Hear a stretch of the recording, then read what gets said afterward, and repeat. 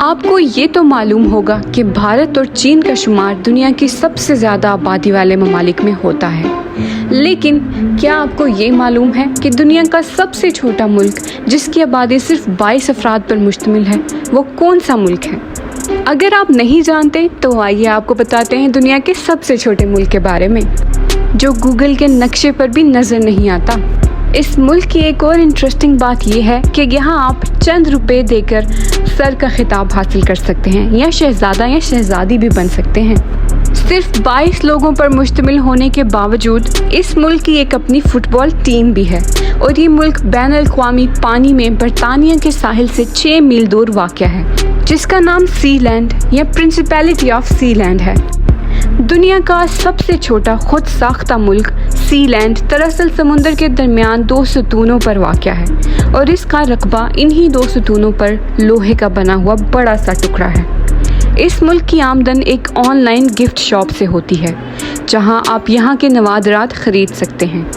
یہاں کوئی دکان نہیں ہے، اس لیے اگر آپ یہاں مستقل رہنا چاہتے ہیں تو آپ کو سبزی ترکاری برطانیہ سے خرید کر لانا پڑے گی،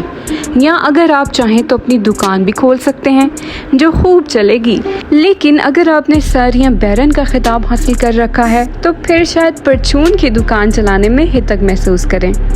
یہ ملک بین الاقوامی سمندر کے اندر سیمنٹ سے بنے ہوئے ایک پلیٹ فارم پر مبنی ہے، جسے برطانیہ دوسری جنگ عظیم کے دوران طیارہ شکن توپوں کے لیے استعمال کرتا تھا۔ جنگ ختم ہوئی تو برطانیہ یہاں سے توپیں اتار کر لے گیا اور پلیٹ فارم کو ترک کر دیا۔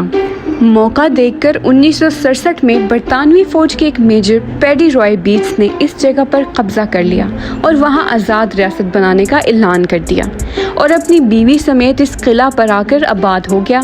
انہوں نے سی لینڈ نامی ریاست کا اعلان کر کے خود یہاں کا بادشاہ بن کر اپنی بیوی کو ملکہ کا خطاب بھی دے دیا۔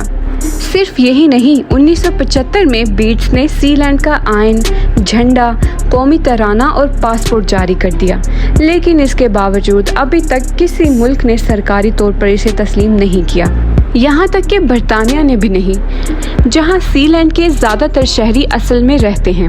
جب آپ ایک غیر تسلیم شدہ مائکرو نیشن ہوتے ہیں تو زندگی تھوڑی مشکل تو ہوتی ہے۔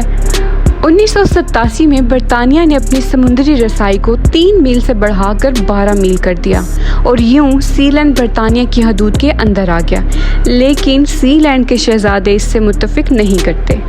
سی لینڈ کے شہزادے مائیکل بیٹس نے، جو پیڈی رائے کے صاحبزادے ہیں، بی بی سی کو انٹرویو دیتے ہوئے کہا کہ سی لینڈ نے کبھی خود کو تسلیم کروانے کی ضرورت محسوس نہیں کی۔ ریاست بننے کے لیے آپ کو صرف مونٹے ویڈیو کنونشن کے معیار پر پورا اترنا پڑتا ہے، جس کے مطابق آبادی، علاقہ، حکومت اور دوسری ریاستوں کے ساتھ بات چیت میں داخل ہونے کی صلاحیت ہے۔ این بی سی کی ایک رپورٹ کے مطابق 2007 میں اس پلیٹ فارم کو 99 کروڑ 70 لاکھ ڈالر میں فروخت کرنے کے لیے مارکیٹ میں پیش کیا گیا تھا، لیکن اس کو خریدنے کے لیے کسی نے حامی ہی نہیں بھری۔